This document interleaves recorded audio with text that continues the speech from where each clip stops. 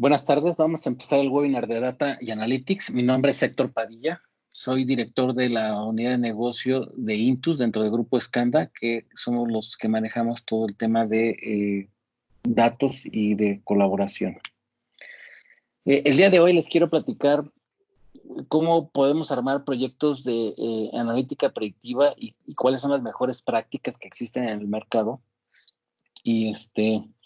Y lo vi como que en tres temas. Es cómo podemos modernizar el data warehouse en un concepto de que podamos optimizar lo que estamos utilizando actualmente y que podamos preparar los modelos para poder consumir con temas ya de inteligencia artificial los modelos predictivos.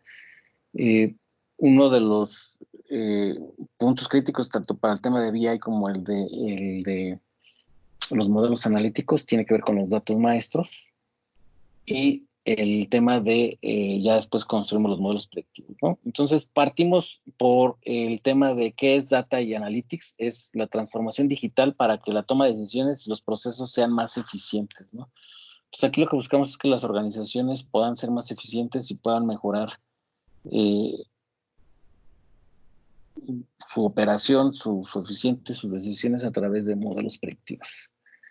Me voy a ir al tema, vamos a ir desglosándolo capa por capa. El Modern Data Warehouse es un concepto, una tendencia que viene dado que los business intelligence tradicionales, algunos ya vienen de 15, 20 años atrás, ya se quedaron rezagados y siguen siendo un alto costo, sobre todo por el tema de licenciamiento, sobre todo los que venían de los modelos tradicionales con los Cognos, con los, había temas de SAP, de Oracle.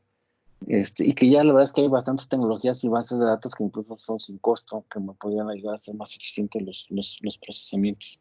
Tiene que ver con un tema de cómo embebo procesos de calidad y de validez de la información.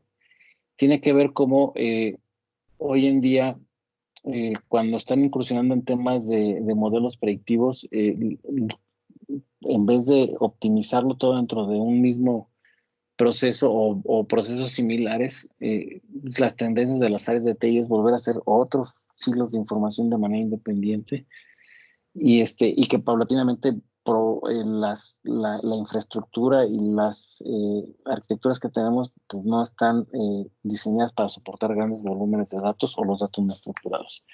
Entonces, el Modern Data Warehouse, básicamente la idea es tener una arquitectura que nos pudiera soportar estos cuatro sabores, ya que sean las organizaciones, las que vienen, que todavía no quieren estar en modelos predictivos, pero que sí tienen una injerencia en cómo puedo optimizar, ser más eficiente mi Data Warehouse, en donde yo pudiera tener bases de datos híbridas y pueda tener datos en la nube como en on-premise y pueda coexistir de ambas formas. Hay otras organizaciones que su reto tiene que ver con más cómo soportar y procesar el Big Data. Otros que ya vienen más en función de, tienen casos de uso para poder crear predicciones a partir de sus datos. Y la otra es pues, hacer más eficiente en modelos de autoservicio todo el tema tradicional de los dashboards y reportes, ¿no? Entonces, lo que hemos desarrollado nosotros en Scanda fue, a través de experiencia y prácticas, son conceptos, ¿no? De poder trabajar le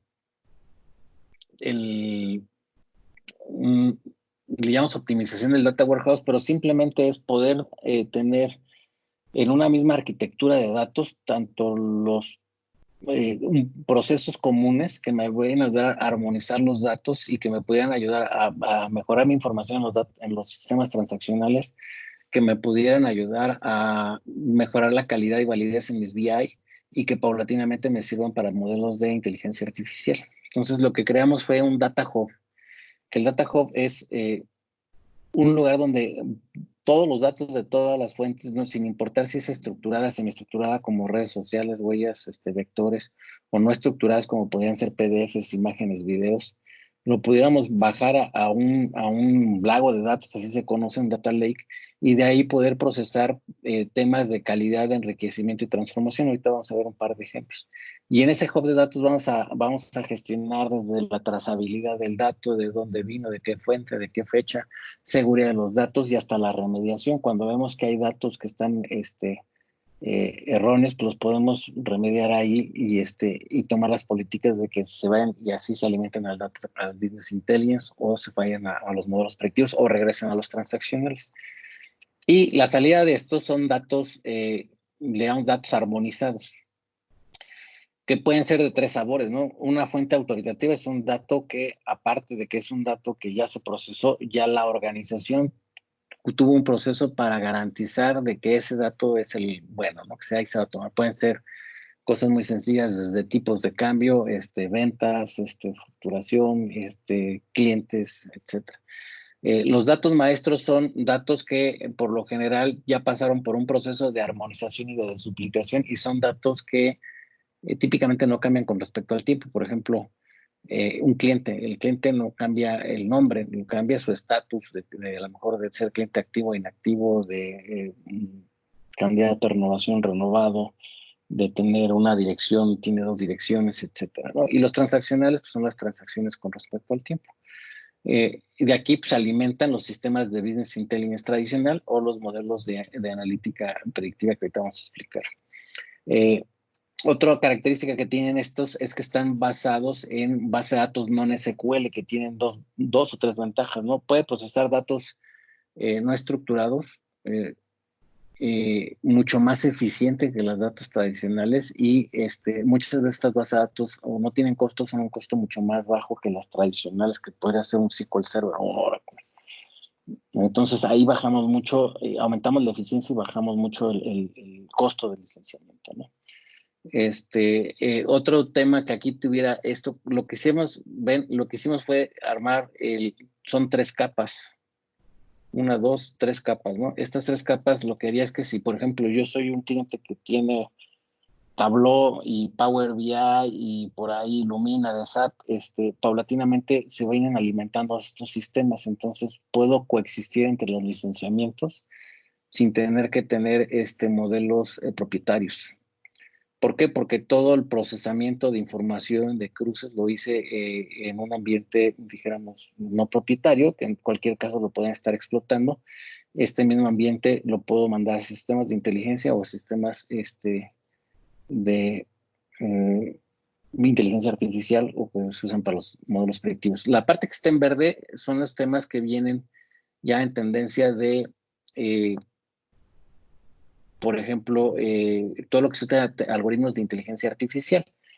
Entonces puede ser desde cómo traigo la información, que puede ser, puedo traer información de imágenes o puedo traerla de texto, de voz o de videos, y cómo lo proceso y hasta cómo esta información pues se puede empezar a trabajar en un modelo ya de inteligencia artificial para hacer análisis predictivos o que de ahí lo empiecen a consumir chatbots, asistentes virtuales, etcétera, ¿no? Entonces vamos a ver capas. Aquí hay un firewall de datos que tiene temas de calidad y procesamiento. Entonces vamos a empezar ahorita de lo general a lo particular y para darles algunos pares de ejemplo. Por ejemplo, un firewall de datos es un lugar donde yo creo las reglas de negocio concentradas y voy y a través de un web service voy, consulto, me traigo las reglas y hago temas de limpieza y normalización. Entonces, en vez de estarle poniendo candados a cada sistema, pues lo ponemos de una manera centralizada y estos sistemas van y consultan. Entonces, por ejemplo, aquí simulamos que están metiendo la información de un call center, un agente,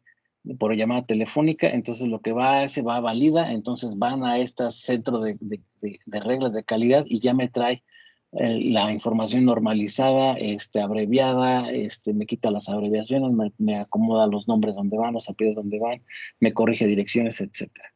Entonces, esa es una manera en cómo podemos estar trabajando, en este caso, le llamamos un firewall de datos, ¿no? Visión artificial, un ejemplo este es un ejemplo donde traemos una información de un prospecto, un cliente que teníamos, donde la información para procesar datos, sobre todo en un modelo ya estamos viendo de inteligencia artificial o de modelos predictivos, los datos estaban todavía dentro de los contratos en PDF. Entonces, lo que hicimos fue desarrollar un sistema con procesamiento pues ya con algoritmos de inteligencia artificial que a partir en este caso, convertimos los PDFs a texto y el algoritmo identifica cuál es el contexto que quiere decir la información. Aquí el objetivo era de procesar aquí una serie de N cantidad de contratos. Si ven de aquí del lado izquierdo, ya se poblaron los datos. Queríamos saber nombres de las dependencias, números de contratos, fechas de elaboración, nombre del representante legal. Eso ya lo hace un algoritmo. Ya realmente lo que hace un humano es como el 10% en temas de validación, pero no tiene que estar tecleando todos los contratos y demás, y los niveles de errores son mucho menores. Entonces, por ejemplo, de aquí ya de 1,000, 2,000, 5,000 contratos, podemos estar alimentando bases de datos muy puntuales, ¿no?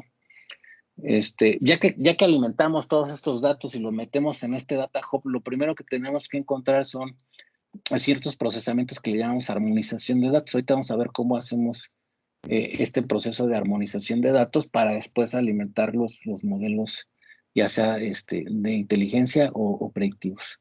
Entonces, empecemos por conceptos de datos maestros. Un dato maestro son datos que no cambian típicamente no cambian con respecto al tiempo, ¿no? Por ejemplo, el nombre de una persona no cambia con respecto al tiempo, cambian el estatus, cambian sus teléfonos, sus puntos de contactación, pero hay datos como la CURP, la fecha de cumpleaños, etcétera, que no cambian. Entonces, son atributos del dato.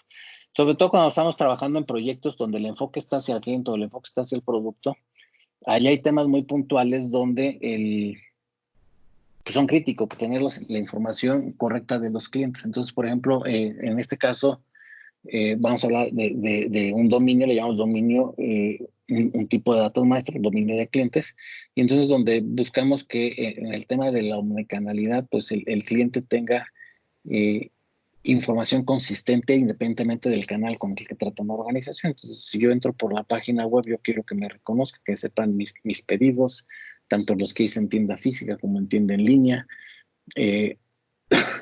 pero que pudiera tener un nivel de atención similar en cualquier canal y que pudiera tener acceso pues, a todos mis datos o pólizas, lo que yo tuviera, ¿no? Entonces, ¿qué es lo que hacemos en este concepto de Data Hub? Creamos lo que llamamos un concepto de multidominio. Multidominio puede ser, puedo crear un dominio de productos, puedo crear un dominio de personas, entidades, personas físicas, morales, puedo crear dominios de activos, puedo crear dominios de ubicaciones, y entonces todos esos dominios pues yo los mezclo y me puede sacar una correlación mucho más afectiva de, por ejemplo, si yo me llamo Héctor Padilla, Héctor Manuel Padilla y Héctor Padilla Maya en 3 sistemas, pues primero tengo que detectar que esos 3 son transacciones de la misma persona para poder después procesarlo tanto para sistemas analíticos como de modelos predictivos.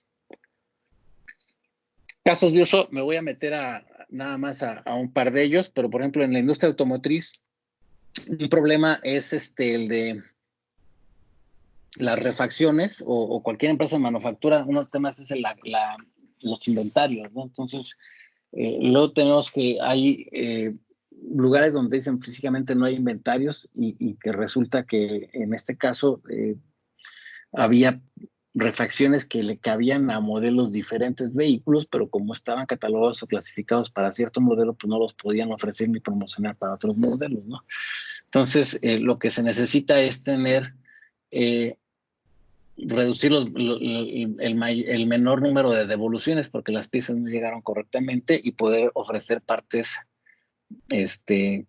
en este caso, similares o compatibles, ¿no? Entonces, la idea es pues, crear un hub de datos donde podamos armonizar todos estos datos y que paulatinamente, pues, esta información se pudiera alimentar en tiempo récord o en tiempo real a los puntos de venta o a los sistemas de inventario y entonces poder incrementar el catálogo, poder aumentar la disponibilidad y poder mejorar la calidad del dato que automáticamente incide en menores devoluciones de producto y en el incrementar el número o disminuir el número de faltantes en temas de que no puedo vender un producto porque no falta, ¿no? También tiene que ver con que podamos automatizar que, sobre todo empresas como Home Depot que tienen una cantidad infinita de productos y de proveedores que puedan ser automatizados mensualmente a través de la cadena de suministro. Tiene que ver con que podamos que el proveedor autogestione la subida de sus productos para tener los procesos que controlen que se estén subiendo con la calidad adecuada y si no se rechaza, ¿no? Entonces, ese tipo de casos de uso son los que tradicionalmente se manejan. En el sector financiero, pues es el mismo concepto, pero es con clientes, ¿no? Entonces, tú tienes que saber con respecto al cliente es pues cuántos productos tiene asociados, si tiene doble nacionalidad para temas de compliance, si maneja ciertas transacciones por periodicidad, si maneja volúmenes de ciertos modelos, de volúmenes en efectivo, pero tiene que ser acumulado, que si tiene temas que si tiene, por ejemplo, parentesco con personas políticamente expuestas. Entonces, es una serie de información adicional que yo tengo que ver alrededor de cumplimiento y alrededor del conocimiento del cliente para poder tener una mejor atención y poder tener pues un cliente satisfecho, que no lo estén de repente en algunas industrias, por ejemplo, pues te hacen llenar de manera indiscriminada, por ejemplo, la declaración para temas de lavado de dinero por transacciones muy pequeñas, y a lo mejor tú no eres sujeto a esa normatividad de la CNBB, pero pues, como la entidad no tiene manera de controlar quién sí, quién no, pues molestan a todos los clientes y hacen los procesos más burocráticos, ¿no? Entonces, hay organizaciones donde sí lo tienen más segmentado y entonces pues los tiempos de respuesta y la atención son mucho mejores con los clientes, ¿no? Eh, Me voy a regresar, bueno, ya entrando en el tema ese es el tema de cómo construimos los datos, maestros, y entonces ahora sí vamos a meter cómo construimos y cómo definimos modelos de analítica predictiva, utilizamos temas de inteligencia artificial, ¿no? Entonces, ¿qué significa la analítica predictiva? Pues para mí es una forma de hacer un análisis avanzado que utiliza datos nuevos e históricos para predecir una actividad futura y el comportamiento de tendencias.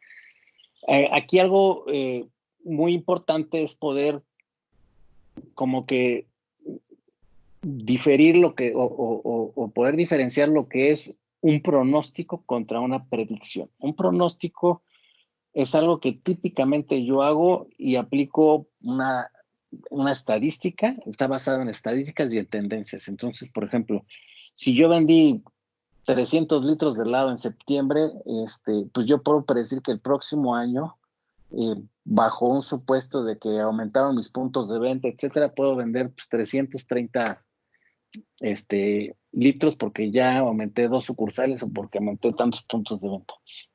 Esa es un pronóstico, pero no me va a decir exactamente cuáles son las sucursales que van a vender más, incluso qué clientes son los que me van a comprar y qué tipo de cliente le tengo que ofrecer, qué producto y qué otro, y sabores, tamaños, en qué sucursales puedo aplicar cierto tipo de promociones. Entonces, eso sí ya me va a hacer una predicción, me va a predecir el comportamiento del cliente con respecto al consumo.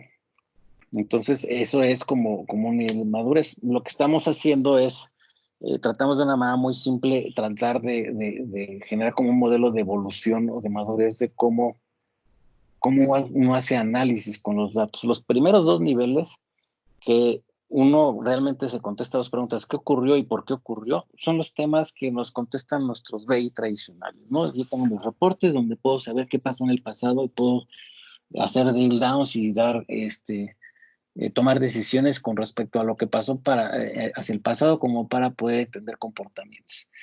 Aquí es donde entran los pronósticos. Entonces, las áreas que hacen pronósticos de ventas, pronósticos de abandono de clientes, todo eso ahí llega, ¿no?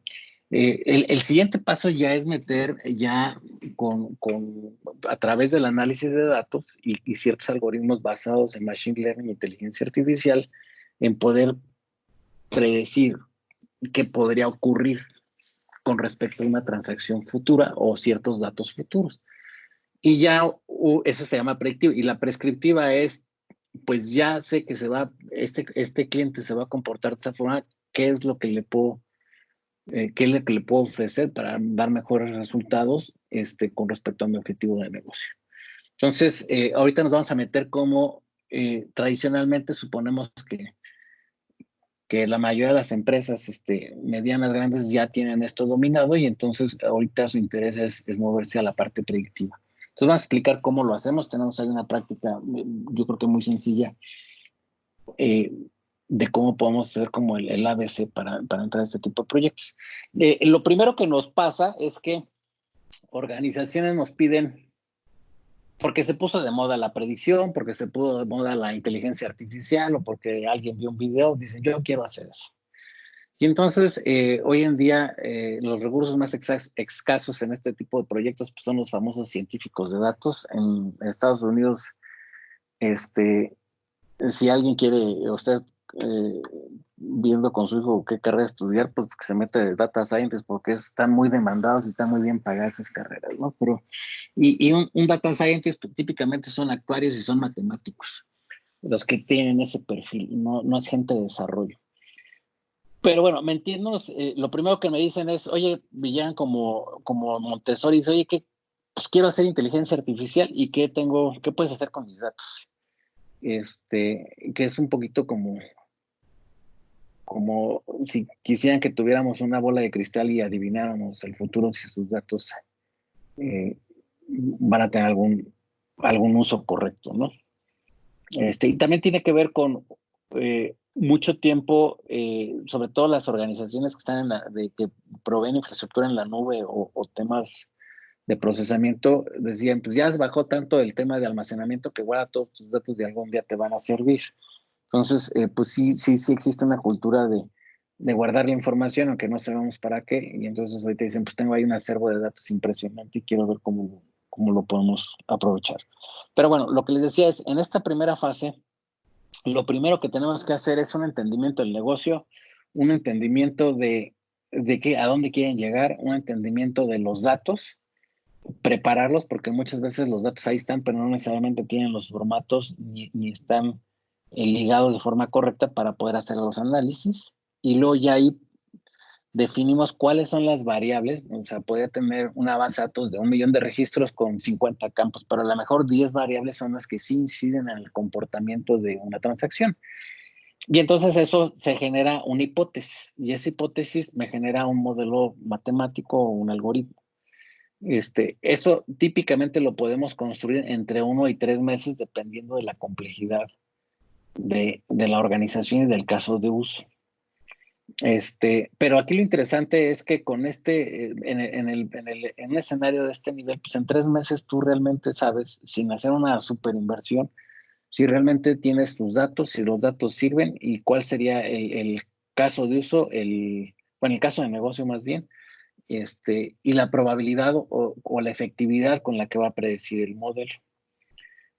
Sin embargo, desde la etapa 2 y la etapa 3 ya tú tienes, aunque no esté construido el modelo, ya tienes la hipótesis, y esa hipótesis ya puedes ir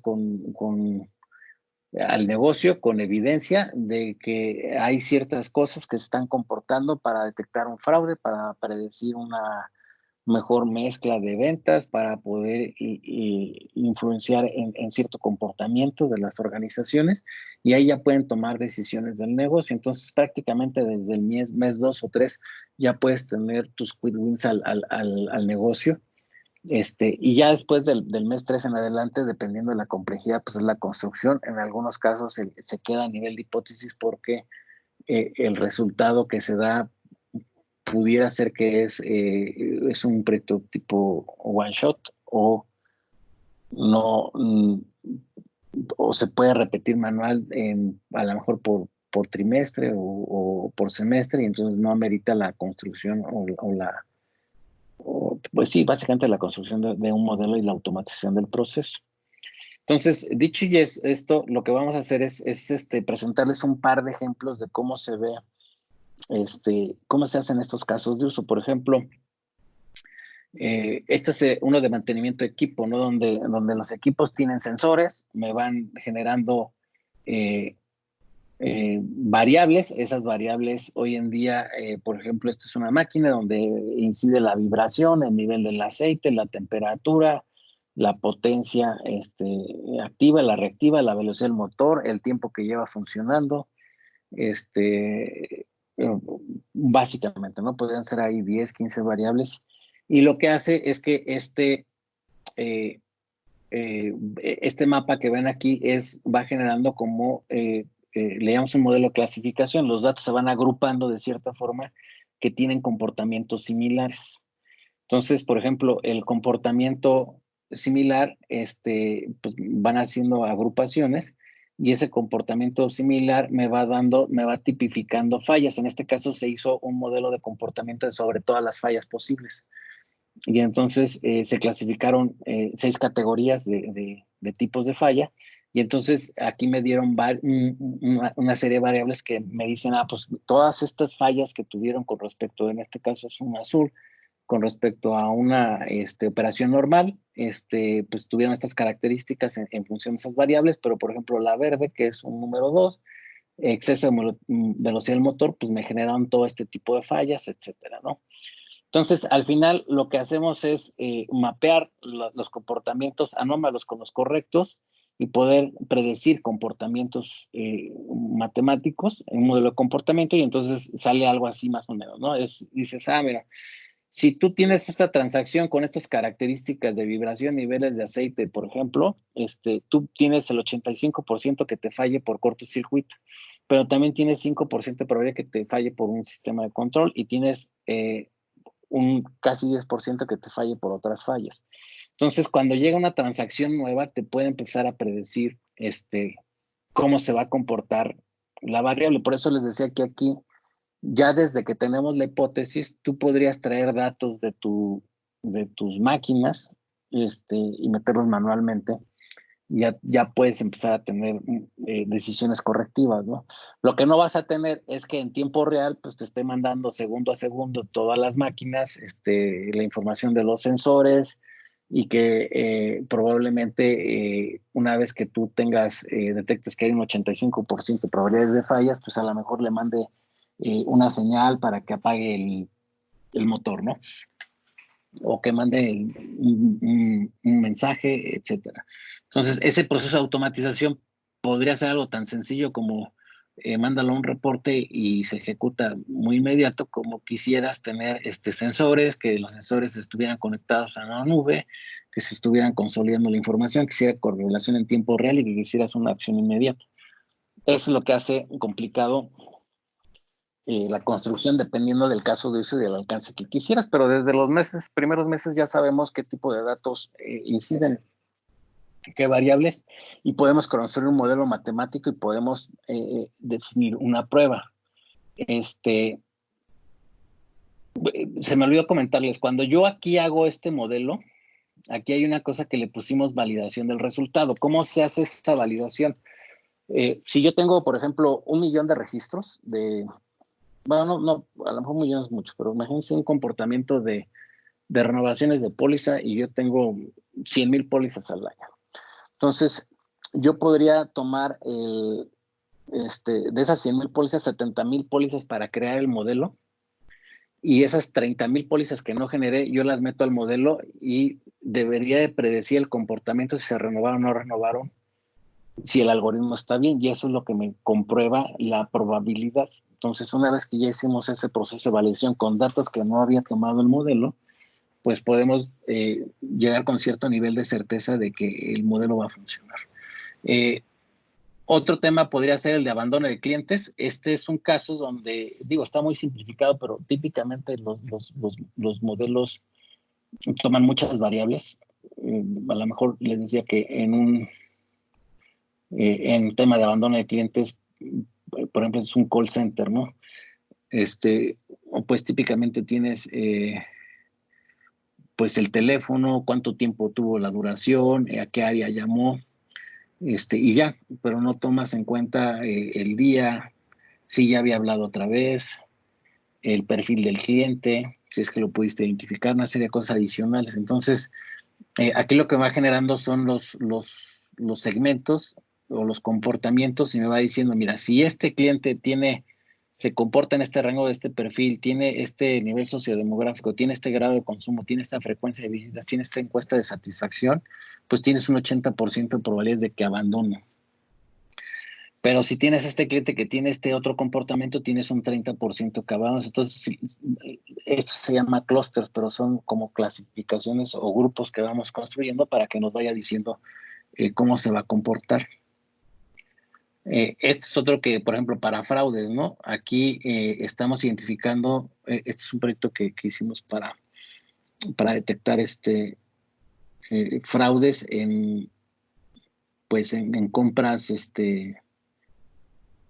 que podrían estar clasificadas como fraudulentas o servicios que no se entregaron, ¿no? Pues, para sacar dinero de la empresa, ¿no? Entonces, de aquí fue cuando sacamos información de los contratos, pero tú empiezas a generar clústeres de lo que son actividades normales y de los clústeres de las que son fraudes, y entonces cuando llega una transacción te va a decir si se salió de esa actividad normal, y entonces tú detectas, este es un dato anómalo, no se comporta, y entonces aquí hay una probabilidad de echarle un ojo para ver si no es un fraude, ¿no? Entonces empezamos a tomar variables que antes no tomaban estas organizaciones, como la antigüedad del proveedor, si estaba catalogada en el SAT como tema de evasión de impuestos, si tenía antecedentes de desviación de consumos, la frecuencia de pagos, el centro de costo, el tipo de producto que está vendiendo, la ubicación de compra, los montos, los funcionarios, y eso me genera matrices donde me dice la probabilidad del fraude con respecto al comportamiento de la transacción.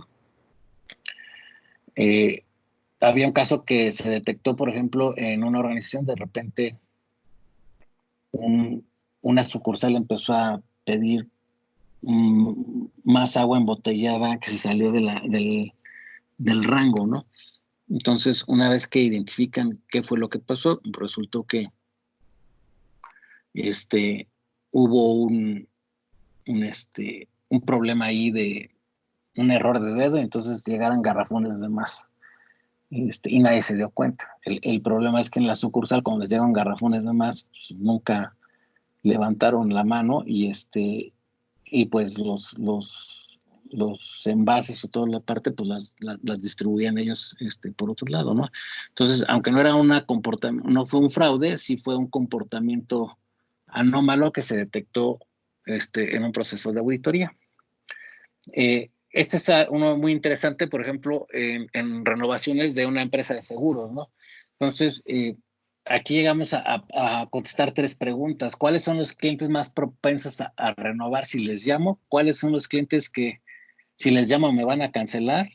¿Y cuáles son los clientes de que les llame o no les llame me van a renovar? Entonces, fíjense cómo aquí aplica ya el modelo predictivo mucho más claro, ¿no? Yo tengo una lista de probablemente 5,000 clientes que van a renovar pólizas este mes. Entonces, típicamente el área de call center pues va a estar llamando, tratando de hacer la renovación. Pero un modelo predictivo te va a decir, oye, a este cliente en específico, dado que tuvo un siniestro reciente y tuvo una queja, si le hablas para recordar, te va a cancelar porque él trae fresco y no te lo ha cancelado porque su póliza le faltaban 3 meses para cancelar. Entonces, ahí la estrategia es, si no le llamas, al cual se le va a olvidar y se le renueva en automático, y por desidia no va a llamar y ya te renovó otro año. Habrá otros clientes que sí te dicen este comportamiento, si tú no le hablas tienes alta probabilidad de que no renueve contigo, porque si alguien más le habla va a renovar. Y habrá clientes que son pues leales a tu producto, a la marca, y no importa lo que pase, te van a renovar. Entonces, tú puedes segmentar, como priorizar cuáles son tus llamadas más importantes y cuáles son los que tú ahorita ni les vas a tocar, porque si los tocas tienen más probabilidades de cierre, y aumentas automáticamente la renovación.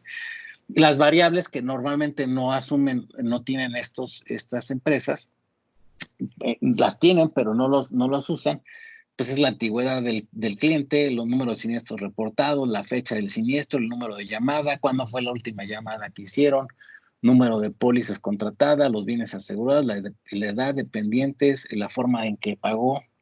Entonces, por ejemplo, no es un mismo el cliente que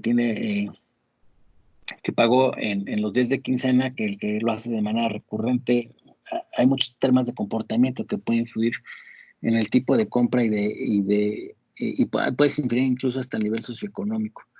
Entonces, este tipo de proyectos es lo que, cuando tú empiezas a hacer análisis a través de los datos, empiezas a encontrar más variables que inciden que tradicionalmente las áreas de riesgo o los que identificaban estos pronósticos pues no los tenían por la complejidad o porque los datos andan dispersos en varios lados. Entonces tenemos que hacer todo un proceso de armonización, como les platicaba hace rato.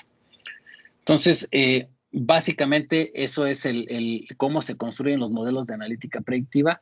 En un 80%, estos modelos matemáticos ya existen con los grandes proveedores. La verdad es que ahora es cuando se han hecho baratos este tipo de proyectos desde el punto de vista de procesamiento, porque los Microsoft, los Google, los Amazons,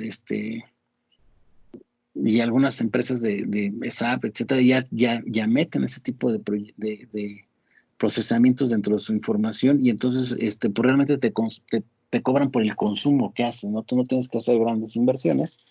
Sí hay que cuidar, dijéramos, la parte costosa es cuando el algoritmo aprende, pero una vez que ya aprendió, los datos que vienen, pues aplicas una fórmula matemática y no tengo que ir a hacer el procesamiento sobre todos los datos. Entonces, en el proceso de entrenamiento podría ser cuando hay más consumo de procesamiento, pero hasta ahí. Como conclusión, podemos empezar a incursionar en un modelo de modelos predictivos de una manera sencilla. Si ya tiene el caso de uso bien identificado, está mucho mejor.